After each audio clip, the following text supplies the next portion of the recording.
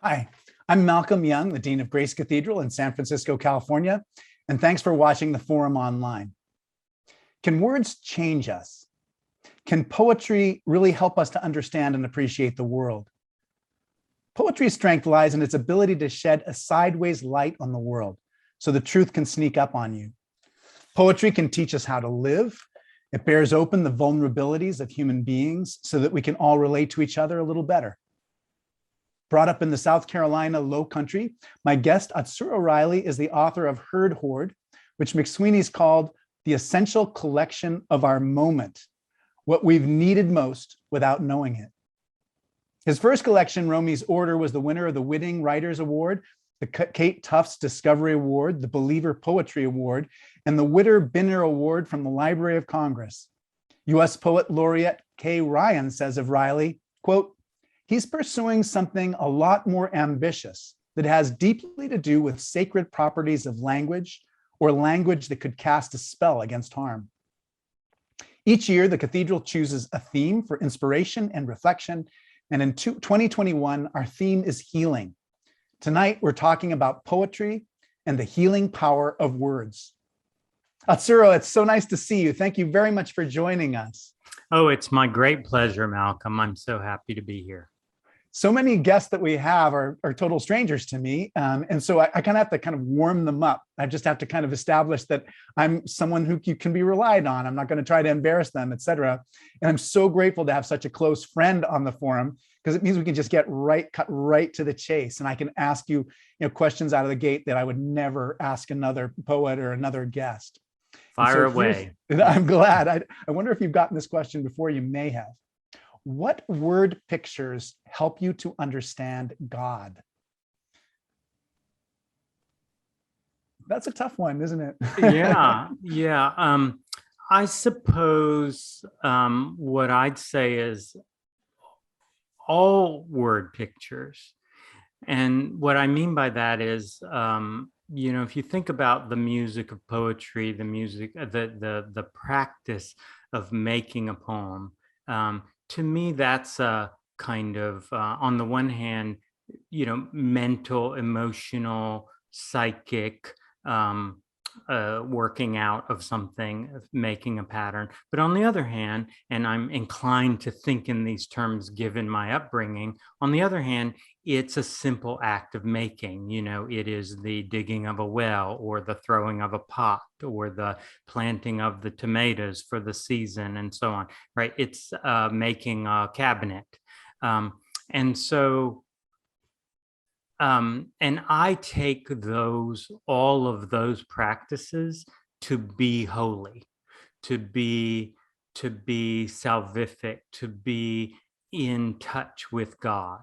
And again, I'm inclined to think in those terms because of my upbringing. I did not have a religious upbringing, but I did have a working class upbringing in which doing a thing, making a thing, pouring your attention into the thing, paying attention to the world, the bark and the wood and the grain of the wood, and making this raw material given to us by God, taking this raw material, which is a given of the earth, and then making something out of it is a holy thing. So to get back to your question, word pictures,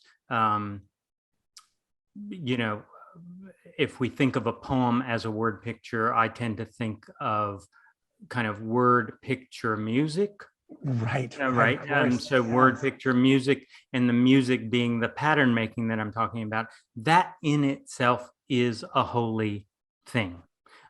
And boy, from my own practice, I have never felt as sure and have never felt as close to, or have never felt less doubt than when I am making something.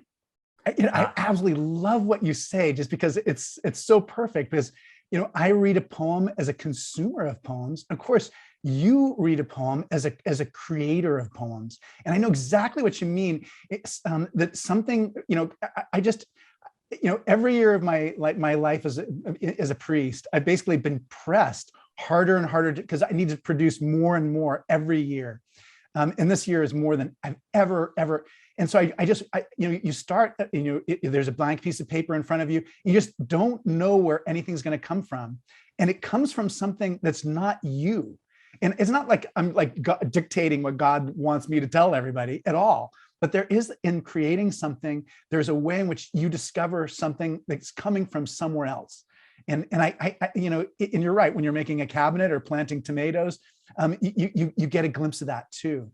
I wonder too, just, I didn't think of this earlier as a follow-up question, but just, there are those kind of moments of kind of spiritual dryness or spiritual despair, moments of doubt, moments of hopelessness. And I wonder if you can talk a little bit about just how poetry connects and relates to those human experiences too. Well, first of all, I mean, spiritual dryness is a close cousin to creative dryness, right? Yeah. And a dry patch in your own personal field can then lead to a spiritual kind of drought, and vice versa, right? So that's a sad situation. And then of course you're desperate for anything, right?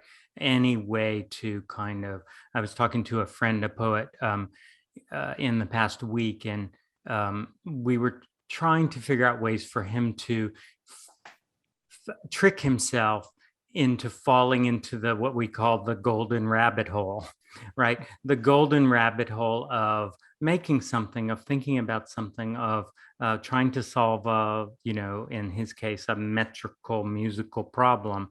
And that would be a way to, in the plainest possible terms, feel better, get more in touch with oneself, feel more alive, feel more connected, and so on. What can I say about, a kind of spiritual drought? There are certainly poems, works of art in general. One of the things we know about works of art that make them reliable is that now and again, a work of art, in the same way that the liturgy or some religious ritual or some excellent, careful, fingertip control pastoral care, such as you give, there are many ways to get out of the predicament. There are many ways to kind of crawl your way back to something that to more solid ground. But we know that works of art can help. Whether it's one of the things the liturgy knows quite well is music can sometimes do it. There are times when your spiritual drought is so severe, so extreme, so deadening that even the words of a religious ritual or a worship service can't reach you, but the music can, and so on. So what you hope for is that what you are hungry for arrives in time. Right. Yeah, totally. Arrives in time, Yes. presents itself, is passed along to you. I mean, that's one thing about writing sermons, which is so great. It's just like, and so terrifying, because I was talking to one of my colleagues, and he's like, I was writing that sermon at 3 o'clock in the morning. And all of us have had that, where you're like 11:30 and you've only written a third of it and you don't even know how the rest of it's going to go. But the one thing about it is that when it's done, it's done. Do you know what I mean? So you have a chance to like keep editing things ad infinitum and come up with a different edition later on. But as you were talking about your friend who was just kind of in a struggle over like a technical question about meter, I wonder if you can talk a little about, I mean, as you were saying that, I'm like, why didn't I scan Atsuro's poems properly, and like the little diagrams and all that stuff. And I didn't do that. But I had just a very organic experience of them. And knowing you just, I think, changes like my experience of them so profoundly. But I wonder if you can talk a little bit about meter and how important it's been in your work, and how your kind of how you use meter has changed perhaps over the course of your time as a poet. Right. Well, I guess the first thing I should say is that I'm the kind of autodidact of all autodidacts. So, I'm very much a late bloomer. I published my first book late. I'm very much self-taught. I've never been in the, MFA industrial complex, so everything I've learned and of course, all the gaps therein are my fault, are my doing. So I have kind of wandered around in the desert blindly and tried to educate myself about how to make the sounds I want to make.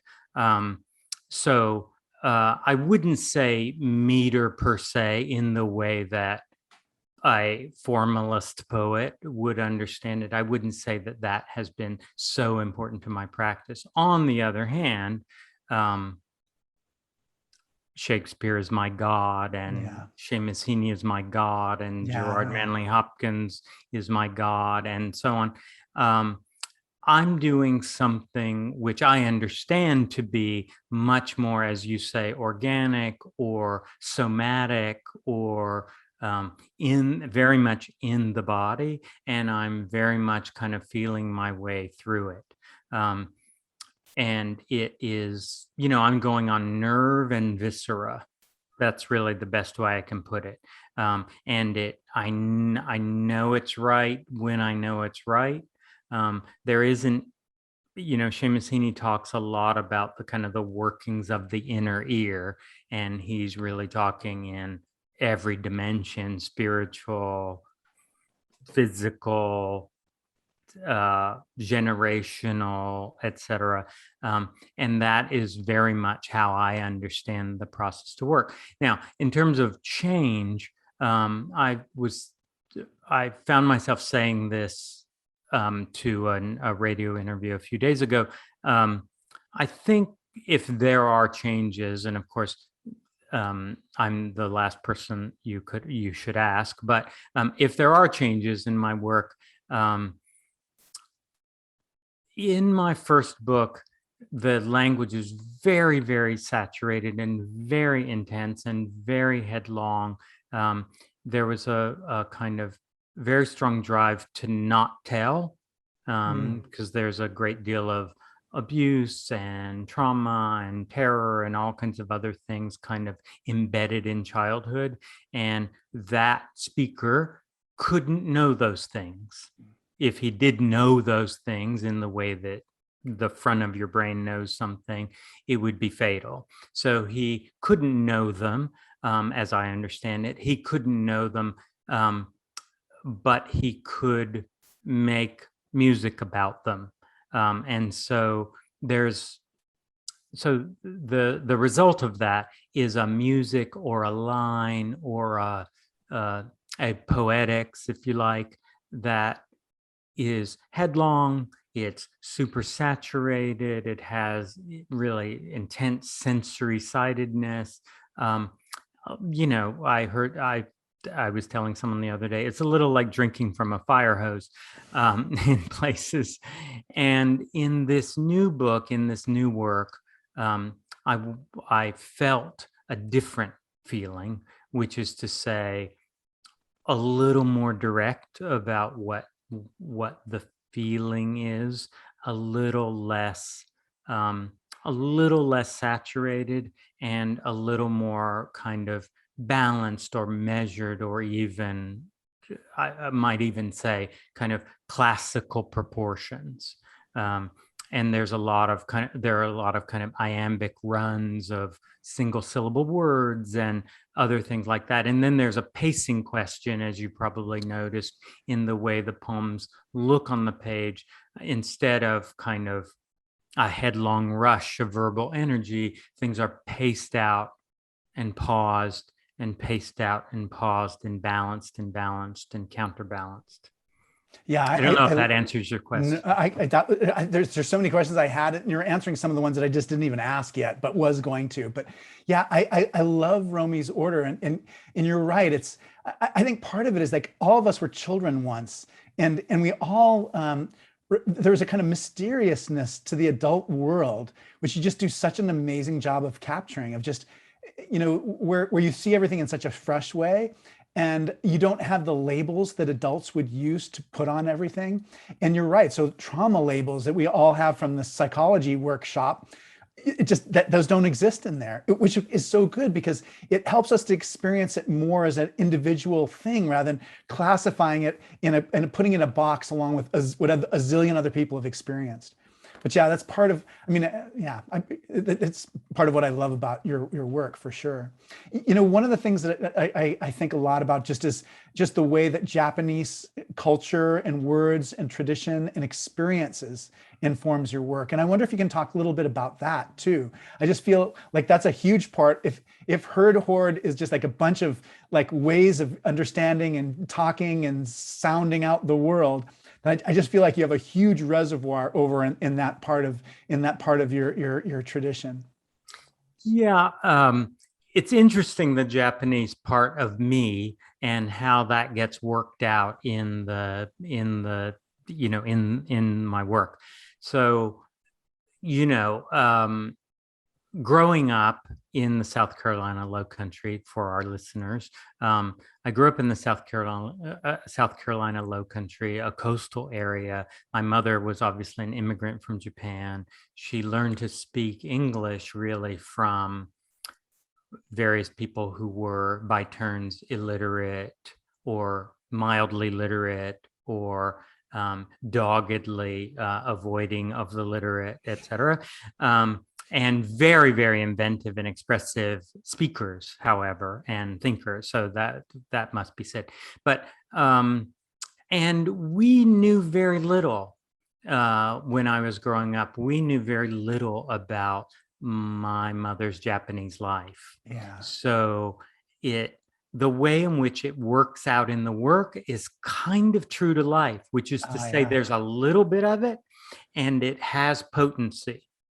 In the way cooking, that in the dress, in the practices, in the way that your mom will look at things like from a totally different angle than all the people around her.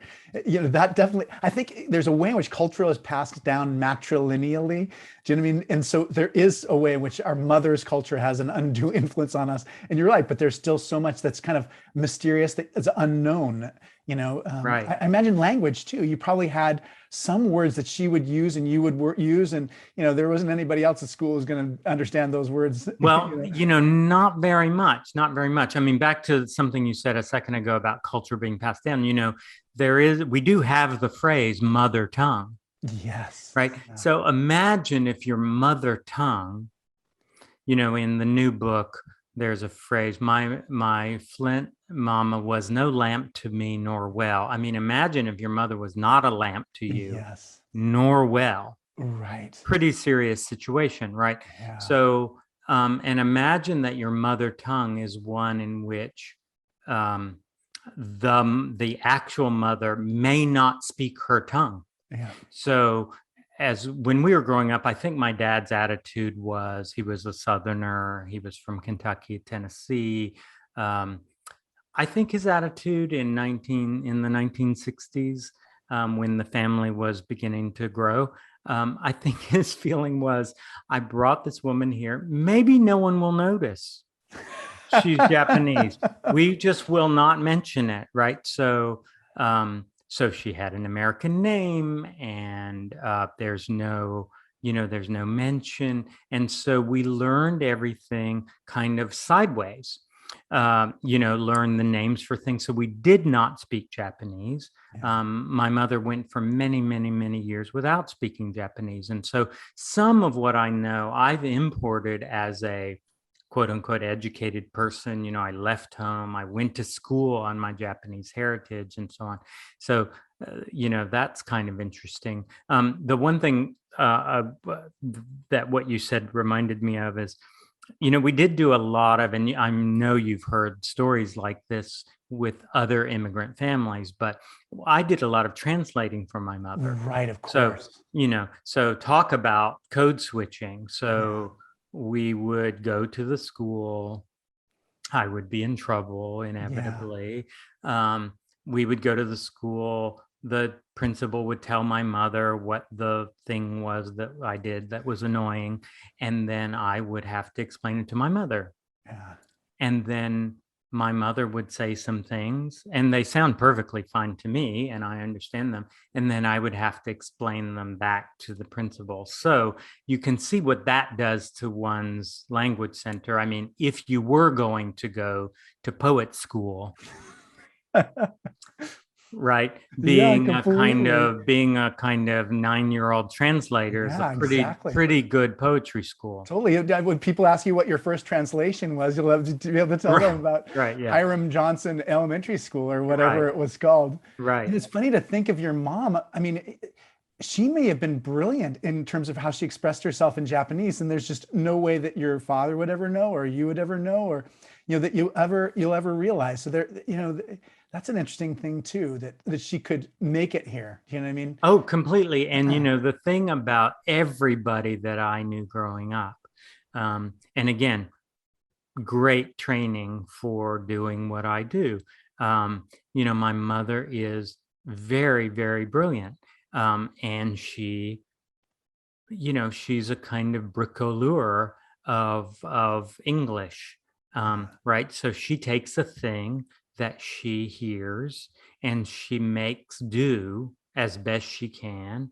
And then she staples to it a couple of other phrases that she knows and so on. And she ends up being massively, expressive, but you might not hear it as English necessarily, and the same with my father. My father, didn't, he didn't graduate from high school, and, he went into the Navy. Just the best, most riveting, hilarious storyteller and jerry-rigger of language. And again, taking, there's a line in the new book, stake your scrag of ground with what you've got. Yeah. You kind of do with what you've got and you make yourself known. And then I guess the last thing I'd say about this kind of line of thought is, the thing that I think Japanese does to my work is I became very interested in Japanese poetry, in haiku, in renga, which is a linked verse form.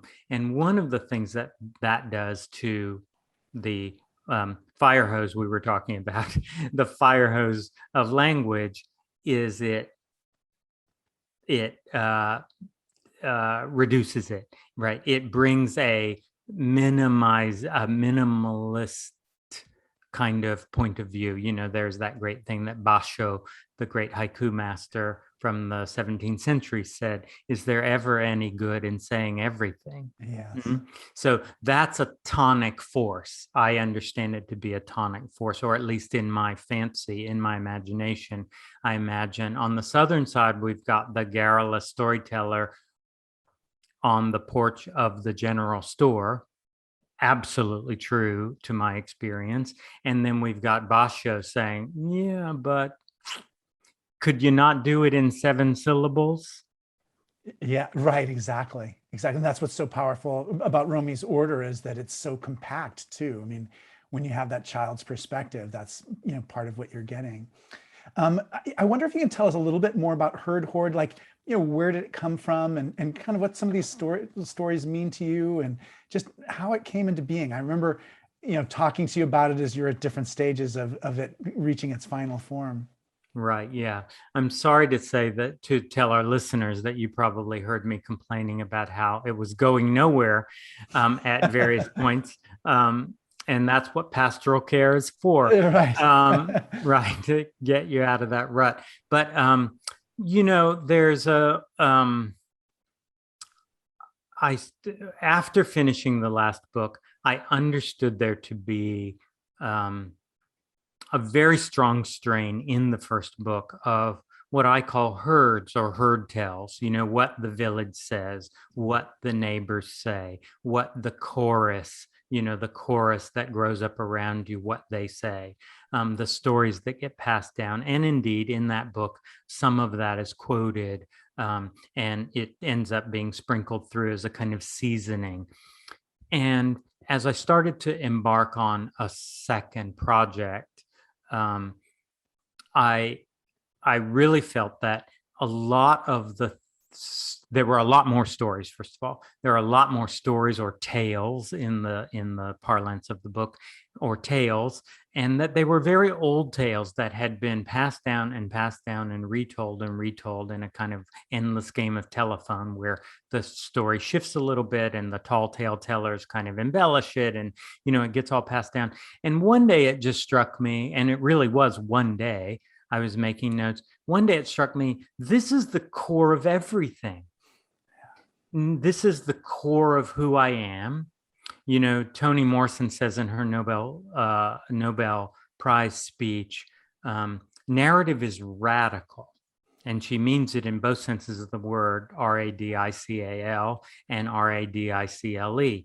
It is radical. It is originary. She says, it is making us, it is creating us as it is being created, right? So there's one sense that these stories, these tales were they were at the core of who one is, the core of who I am, the core of who you are. So the stories you got told by your mama are how you made the world. They are the forms. They are the originary forms. They're the rudimental forms. They are the basis for who you are.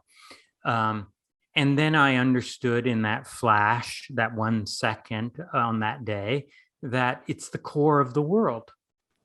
That we are, as every griot will tell you, as every Native American storyteller will tell you, as your wife Heidi's Hawaiian ancestors will tell you, the stories are the core of the world. Right. So I wrote a little lyric, which appears at the beginning of the book, that says, what came to seem to him the core, the pulsing core, that is to say, with a pulse, still alive, ing, the pulsing core is this wefted, warped mesh. Right. The poem says, a lit meat mesh of herds. So think about that, a lit meat mesh of herds. So it is inlit, right? Glowing, present to us. A meat mesh, which means humans must be involved, or beings must be involved, right? So it's intermingling with us, of herds. What tales he'd gnawed, like seeds, like sparks. Those are all originary things, right? Like seeds, like sparks, live ember words. Lucernal core, here we are back at the lamp, lucernal core, red gold filaments, sting and thrum. So then that last bit is interesting, and I wanted to bring it up because, in our run up to this, in the promotion that the cathedral's been doing, there was language like, can poetry heal us? Can words heal us?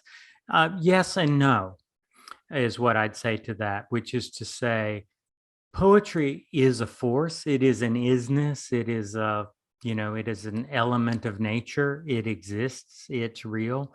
And like everything else in nature, as the poem says, it stings and thrums, right? So poetry isn't, or literature or words aren't by their nature a good, but they can be, right? And they also can be, as we know all too well in our current moment, they can be destructive as well, right? They can be used they can be used for ill.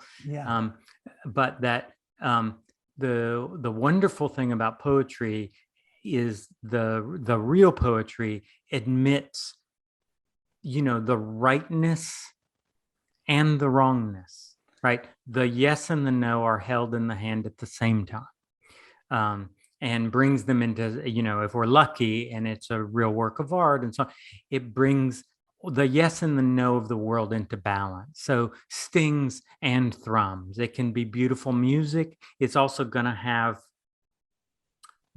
it's gonna poke you. You're gonna feel it, and so on. So anyway, back to your question about the stories and the tales. So I thought all of these tales, the stories, are at the core of everything. They're at the core of who we are. They're at the core of all consciousness. And I could make a book basically based on the idea, the ancient idea of the word hoard. The word hoard, which is, going all the way back before Beowulf, the place where our McSweeney calls it the strong room of vocabulary, right? Everything you ever heard, every tale you heard, every phrase, every lovely piece of music, every rhyme, everything is in there. And we draw from it. You draw from it when you make your sermon. Week after week after week for many, many years. You draw from the hoard and you then make a new pattern out of the things that got kept in the hoard because of the patterns made by them in the past. And so I thought, wouldn't it be wonderful if you could kind of change the definition a little bit of word hoard to Heard-Hoard? So that was the dream, that everything I ever heard, all those wonderful tales, all the little phrases, the little salty phrases, all the little weird Japanese words that I kind of caught out of the corner of my ear, all of that could go in the stew. And then we might be able to figure out what the musical traces of that are and make a mesh, a new mesh for today. So that's a long answer, but no, it was so good. I loved hearing it. Micah, our son, basically took all the sermons I'd ever written, over 1,000 sermons, and put them in the computer and told me what words I use. Oh, wow. It was really interesting. It was really interesting to see what things keep recurring over and over again. Which parts of the word hoard or the Heard-Hoard are like closest to the door, so that I just go and open the door and grab them really quickly. Yeah, those word cloud things, they can sometimes be, they're sometimes amusing, sometimes quite depressing. Yeah. You look at the word cloud that Amazon or something has made of you, and you think, oh God, is that what I am? Kills me completely. Yeah. It's like seeing a picture of yourself. It's like seeing a bad picture of yourself. I would love it if you could read Thicket for me. That's the last poem in Heard-Hoard. I'm just going to show everybody what the cover looks like. Right there. Yeah. There's so many ones that I wanted you to read. And then I thought, I wonder if it'd be totally rude if I just went over to your house and just said, hey, could you read me Diorama, or could you read Map, or could you read Skin? Well, I'm happy to read any of them, but I'm so happy that you asked about Thicket, because in fact, we can tell our listeners, Thicket is really informed. It's very intertextual in that it acknowledges certain debts from the hoard, and I'll talk about what those are. But another hidden river feeding this poem is really my, as it were, spiritual support. So Malcolm is present in this poem as a presence, and was when I wrote it, and also a wonderful thinker, poet, a brilliant person, Christian Wyman, who is at Yale Divinity School in the Institute of Sacred Music. It was an editor of my poetry in Poetry Magazine when he was the editor for 10 years. And this poem was written for his last issue of Poetry Magazine. And so it was, kind of my two spiritual advisors were very much sitting on the right hand and the left shoulder. That's very much of an honor to be put in the same category as Christian Wyman. So I'll give you some notes about this poem. So Yawpin is a kind of spiky holly bush kind of coastal plant. There is a word in here, crample, which is a mashup of my own with cramble, which is to creep along the ground, along the forest floor, and trample, so crample. There is a word in here which everybody knows, but they don't necessarily know they know it, which is lumen. And a lumen you'll see on your light bulb packages. It will say 1,000 lumens, or it's a unit of light, which is a handy thing to have if you're going to write a quasi-spiritual poem, a unit of light. It is also, the lumen is also the negative space in a tubular structure. So if you think about the stem of a plant, the inside part, so you've got the outside part, right, which you can see, but the inside part where all the guts are in the stem of the plant, that's the lumen. Or in one of your blood vessels, the hollow part is the lumen. And then there is a quotation from Amy Clampett here, having to do with a little room for turmoil. And then the last thing that I'll say is that there are two characters mentioned. And one of the characters appears in the book, and indeed she appears in my first book too. She keeps cropping up. She pulls a cart around. Right. And she's of immense utility to the spiritual life of the community, and she pulls a cart around, and so she appears in this poem. She makes a little cameo, and there's another cameo by a boy who had been pressed into kind of unfortunate tobacco slavery, and he appears in this poem. And then finally, the poem has a little head note, and that comes from a medieval Irish work, which was translated by Seamus Heaney. And that head note is, "It's juices that have greened my chin." So the juices of the thicket. So thicket. We come gnawed by need on hands and knees. As a creature nosing, grubble seeks a spring. As bandy-spined as bandy snakes through salt shrub, yawping, needle break. For darkling green, for thorns surround, this absorbing, quaggy, crample ground. Of briar canes intervolved with kudzu mesh and mold. Of these convoluted vines we grasp to suck, to taste the pith, the lumen, the cell sap flux, to try to know some sour, sharp something about something. Lumen is as lumen does. A little room for turmoil to grow lucid in. Leaf whelmed in here, where Clary sets her cart tongue down and blinks and craves. In here, where Tynan breathes. We grasp to suck, to taste what light. Let loose the bale that bows us down. Bow down. Wow. Oh, Atsuro, I'm so moved. I've been reading your poems out loud, for the last week, over and over again, and they're really seeping in. And I, obviously you're my friend, and I love you so much. But just even apart from that, I've never heard anything like your poems before. Your voice in the poems. And it's so particular, it's so identifiable.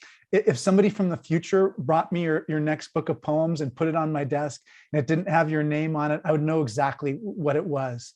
I think so much too. I feel like my voice is just so ordinary. It's just like I'm just trying to get whatever is at hand to just say like I said, it's almost like there is that Heard-Hoard. If it's that storehouse that Seamus Heaney talks about, like I feel like I only go a few steps in because I'm in such a hurry and it's so near the door. But I long to have a voice that's like more deeply expressive. And I wonder if you can talk just, I mean, I'm sure there's young writers who are going to be listening to this broadcast or who are listening to right now. And I wonder what advice you have just about how you discover that voice. How do you discover that thing that's so unique? I wish I could put words in it better, but I mean, even the way that you put two words together and they become something completely different. I wonder if you can talk about how we find our voice. How we find our voice. Well, I'm sorry to say to anybody who wants to write or is trying to write, I'm sorry to say that my particular advice, if you will, I mean, I don't feel really qualified to give advice, but if I were going to give advice, it's always quite depressing to most people who hear it, which is to say, it takes forever. Yeah. And I mean, it really is I talked earlier about the dream. It is the work of a lifetime. Yeah. And so, and I mean, I think because of that, I mean, and I won't be the first person to have said this, but the first writer to have said this, but if you don't need to write, then please don't.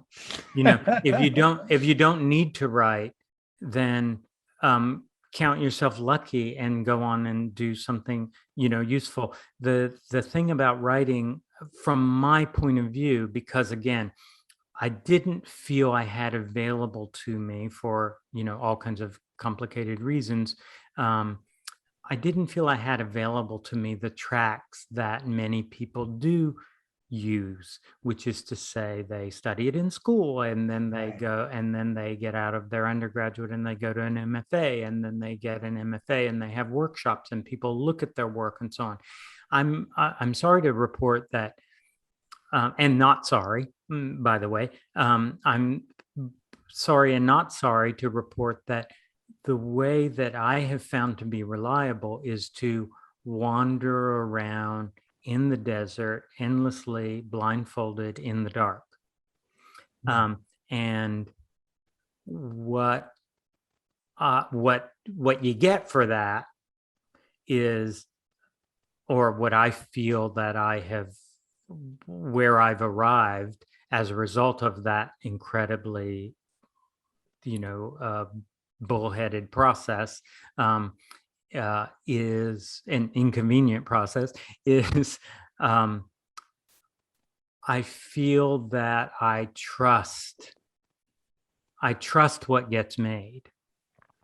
So I guess what I'm saying is I don't really have anything useful to say about finding your own voice, but it's a combination of everything that you read. And, when I say going all the way back to the beginning of human existence and the words caved on the wall, I'm afraid to say I mean it.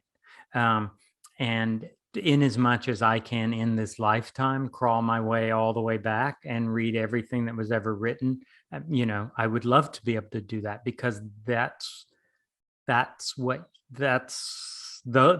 all the vitamins are. And then you have to, or I have felt that I have to then cross that with some of my dreams or some of my desires or some of my hungers, some of my needs. And that's where we get to where we've gotten. In a more mundane sense, back to what we were talking about before, I have a lot of examples in my life of people whose hearts were full, whose lives were full, whose solitudes and distresses were real, and they wanted to express them, and they used what they had, right? They used what they had, and they banged something together that would work. And I kind of feel like I'm doing that. And so I have a great model, or a set of models, a series of models, a lifetime of models of, banging two words together, because I don't know as my father would call them, I don't know the $10 word. Yeah, right. And, you know, I didn't go to Yale. I didn't go to Harvard. I don't, you know, It's so much better to not go to Yale and Harvard and have your work read at Harvard and Yale. Let right, me just say right. that. But you know, it's funny. I mean, even when you said that, I was just like you're talking about reaching back, and when you said back to the beginning, I was just thinking about that kind of the rosy-fingered dawn, you know, in Homer's Iliad. You know, and there are times when I'm, you know, riding my bicycle to the cathedral. It's 6:30 in the morning, and that's it. And you're right. Those words are so deep in us, and so. I wondered, you know, well, I had two questions. One was, do people say Atsuro Riley? That's just like so and so, or Atsuro Riley is in the same category as such and such. Like, are there people that other people compare you to? I get Hopkins a lot. Yeah, And you that's know why that, I swear that's the reason I brought yeah, this. I yeah, went downstairs like 10 minutes before you came on. right. Yeah. And Well, I mean, the thing about Hopkins is, as I told someone at some point, um, you know, Hopkins is a strong drug. yeah, And you really don't want to, if you're really impressionable and you're just getting your legs, you don't really want to drink him straight. yeah, Right. good So point. I have always, I have always in the early days, um, you know, and again, I came to Hopkins completely on my own and kind of felt my way through him all alone, and made my own conclusions. But I never drank him straight. Yeah. I I got my Hopkins for many years through Seamus Heaney. I got my Hopkins through Elizabeth Bishop, who loved Hopkins. I you know, I kind of sipped him through a couple of layers of gauze before I would let myself get a full face full of it. Because again, it's a strong drug, but he is, you know, he's magnificent and wonderful. And Yeah, and I think of all the poems he destroyed and just wonder what those were like, right, you know. right. You know, one of the questions I've been dying to ask you, and so many times it's just not appropriate when we're just kind of hanging out, is Northern California and how people talk in Northern California.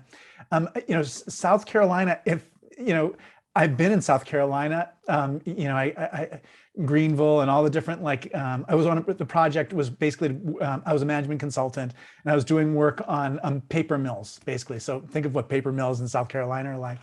But reading your work, it reminds me of being there. The place is like so deeply in what you're writing. And I wonder if you can talk a little bit about what the, like how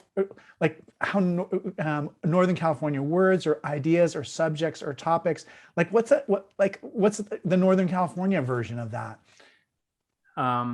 Well, Like I'll say Ted that, Rexroth? I don't know. yeah. I mean, of course, there are extraordinary Poets, exactly. you know, poets in California, and there's a rich tradition from Robinson Jeffers. Right, Robinson Jeffers You is know, in the exactly. past to the present day, you've got, you know, Kay Yeah. Ryan, you've got Ena Coolbridge. I mean, all the way back to Rob, the 19th century. Yeah, exactly. Robert Hass, Oh yeah, etc. Robert Haas. Um, I would say, I mean, the interesting thing to me about regional language is, and you know, it's somewhat sad, and people have been talking about it for, you know, these 75 years or something, since the advent of you know, since color TV came to Yeah, town, totally. That's right? exactly what happened. So, and you know, and there's a lot of talk about this in the UK as well, that regional accents then get kind of paved over or kind of smoothed away. And you know, one of the things that I'm very interested in is, of course, not only regional differences and preserving those, and I think that's one of the jobs that a poet can do to be useful, is to kind of remember us to our languages, right? And remember us to all the various languages. And, you know, of course, I'm thinking a lot about the languages and the Englishes of people who are not tremendously educated Yeah. and, you know, and not bookish people and so on. So I'm very interested in preserving those. And, you know, ever since I left home, you know, I left home to go to college, but I stayed in the state, and then I left and went to the Midwest. And it was as if I'd gone to another country. I Yeah. thought, what is this language they are speaking? And the sounds were very, very foreign to me. And, in Chicago, where I was living, of course, there are many, many different ones. And that was fascinating to the formation of the ear. And then coming to California, where I'd say most of what I hear, because it's hard to find a native, though I live with a native. Yeah, right. It's hard to find a native. So it ends up being a mix of stuff. And then kind of like television or the internet or so on, it's kind of smoothed over and paved over. So one thing my work could be doing is kind of keeping the spiky particulars alive. Yeah, it's funny that, yeah. I've always been in the kind of the process of hiding my regional accents. Do you know what I mean? And so there's just some words that I say in a different way than other people around me. I'm trying to hide those. And I did a lot of that when I was younger. Oh, I can imagine. Oh my gosh. And then I decided to embrace it. Yeah, I wanted to like talk about racism and your growing up experience too, because there's so many questions around that. But in California, the Central Valley was settled more by people from the South, and the coastal regions were settled more by people in New England and Midwest. And it's in the language, but your light television has just changed us so much. Yeah. I wonder if you can talk a little bit about just like what your writing process is. Like how do the words come? And are you out walking in the Presidio and you have a little piece of paper and pencil and you quickly jot something down? Or do you just sit at the desk and say, I'm not going to get up until I'm 5 hours from now when I've finished this problem that I'm working on? Or, what does it look like? Well, what it mainly looks like is, there's a lot of time on what I call my raft, which is kind of a day bed in my studio. Yeah. So a lot of time on that. The doctors would have a field day with, because we're not supposed to sit so much. And I always look for the study in which they say, well, what if you lie down for most of your life? What are the health implications of that? So there's a lot of lying down in that position and lying down in the bathtub. Sorry to have to report that to you, but that is what it looks like. But more seriously, first of all, it takes forever, as I said. It's a very, very long process. And, there's a lot of interesting, fun, preliminary stuff that doesn't really make its way into the poems for a very, very long time, but drawing of pictures and drawing of graphs and mapping out things. And in this case, mapping out a world and where does the river go and and who lives along the river and what does upriver and downriver mean and all of that. Have you ever seen the Faulkner maps of Oh yeah, right. Of his special county, which I won't try to pronounce because I always get it wrong. Yeah. And there are other writers who have done a similar thing. So that's fun, interesting, and then lots of kind of strange looking, graphs and charts and funny pictures and that sort of thing, which hopefully will be burned so no one could ever see them. And then I use a lot of index cards. So a little phrase or a little snatch of language, and and then that goes on forever and ever and ever, and then I get a first line, and I'm not we're going to get into the weeds here on writing practice, but there are a lot of people who write in drafts, so they write as they call it, a shitty first draft, then they revise, and I think, well, how interesting that sounds. I don't do it that way, so I write a first line, and then I live with that and mutter it to myself and record it and repeat it and sing it and chant it and so on, and then one day something attaches to it. So it's a little bit like if you decided you were going to be a barnacle maker. Yeah. Right.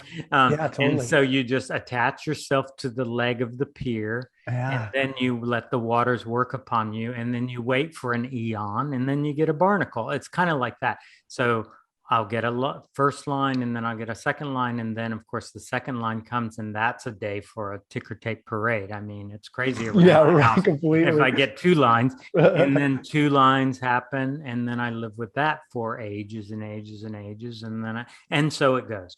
And so that's kind of, it's funny because I used to go to the Farnsworth Poetry Room at Harvard just to study, and I have such I sometimes when I'm upset, I'll just imagine I'm sitting in one of the wingback chairs in that space. And what I liked about it was they had so many recordings of like Robert Frost and people like that. amazing stuff. It's amazing. I never even thought about this, but it seems like especially for you, it's like having the audio book just seems like it would be very valuable.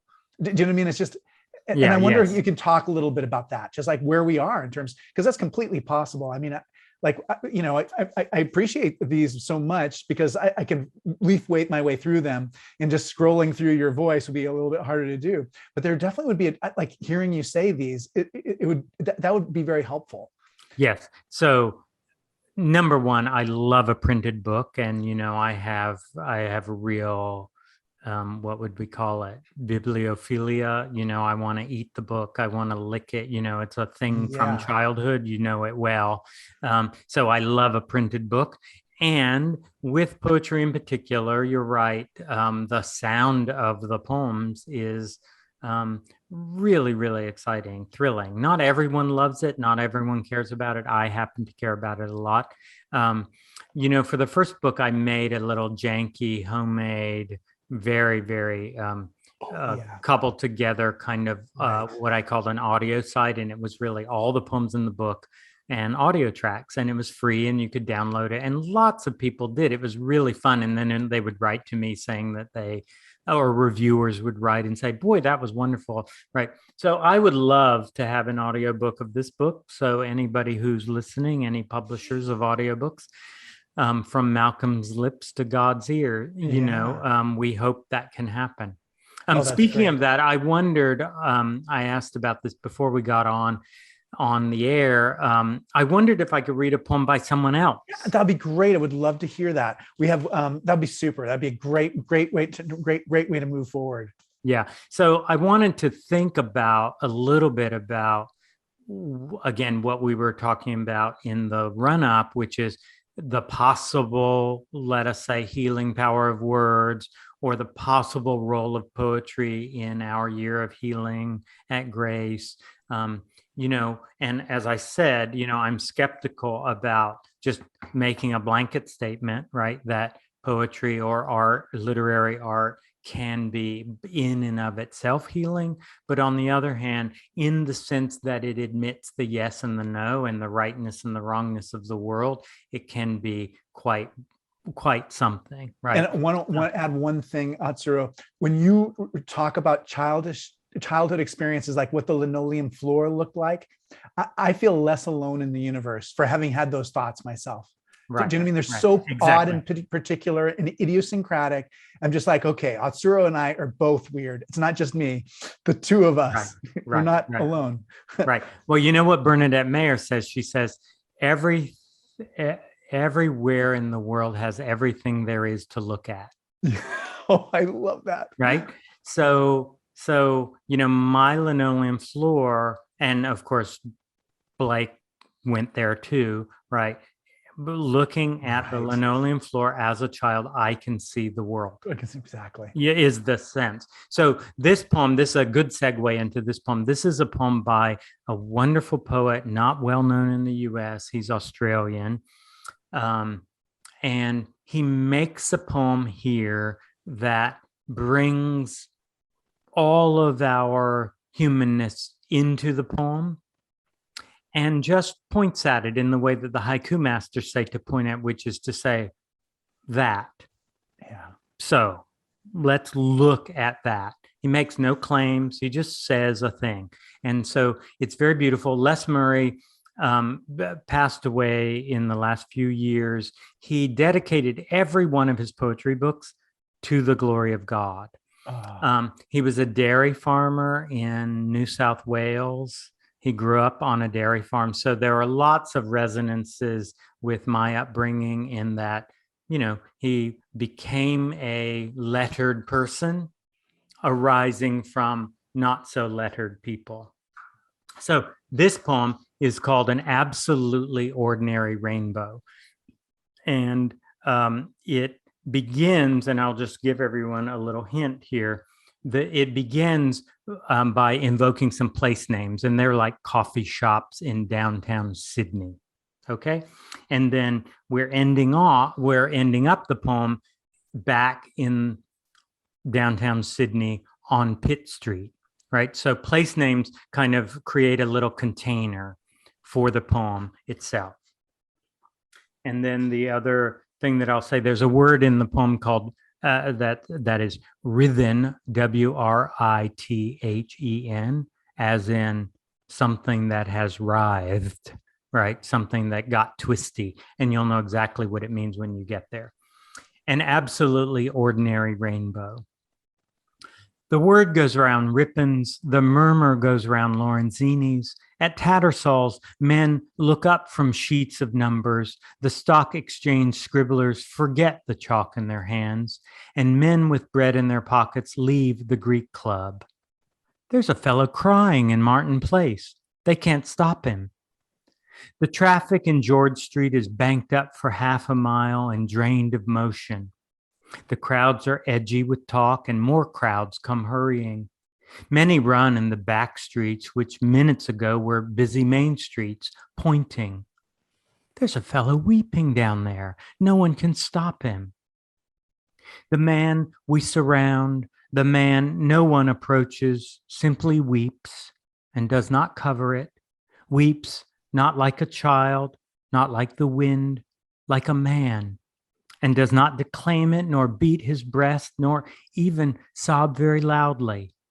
Yet the dignity of his weeping holds us back from his space, the hollow he makes about him in the midday light, in his pentagram of sorrow. And uniforms back in the crowd who tried to seize him stare out at him and feel with amazement their minds longing for tears as children for a rainbow. Now, some will say in the years to come, a halo or force stood around him. There's no such thing. Some will say they were shocked and would have stopped him, but they will not have been there. The fiercest manhood, the toughest reserve, the slickest wit amongst us trembles with silence and burns with unexpected judgments of peace. Some in the concourse scream who thought themselves happy.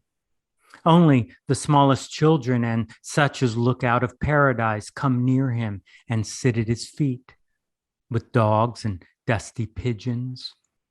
Ridiculous, says a man near me, and stops his mouth with his hands as if it uttered vomit. And I see a woman, shining, stretch her hand and shake as she receives the gift of weeping. As many as follow her also receive it, and many weep for sheer acceptance, and more refuse to weep for fear of all acceptance. But the weeping man, like the earth, requires nothing. The man who weeps ignores us and cries out of his writhen face and ordinary body, not words, but grief, not messages, but sorrow, hard as the earth, sheer, present as the sea. And when he stops, he simply walks between us, mopping his face with the dignity of one man who has wept and now has finished weeping. Evading believers, he hurries off down Pitt Street. Atsuro, I'll tell you, the reading this Sunday is Lazarus' death, and Lazarus' sisters come to Jesus and say, if you'd been here, and they're so upset. And the shortest verse in the whole Bible is Jesus wept. The timing is couldn't be better. See, I knew that. I'm a good student. No, I didn't know Jesus that. wept, and so did Malcolm. Yeah. Well, please join me next week when my guest will be Mark Handley Andrus, Bishop of California. We'll be talking about his new book about the friendship between Dr. Martin Luther King Jr. and Thich Nhat Hanh. We rely on your support for the forum. Gifts of any size make a difference. You can give on gracecathedral.org or by texting THINK, T-H-I-N-K, to 76278, 76278. Atsuro, I hate that the night is over. I hate having to press the leave button. I just want to stay, but we'll have to say to be continued. I'm looking forward to very much being with you and spending time with you. And I'm grateful for everybody for watching. My thanks, Malcolm. Thank you very much. Good night, everybody.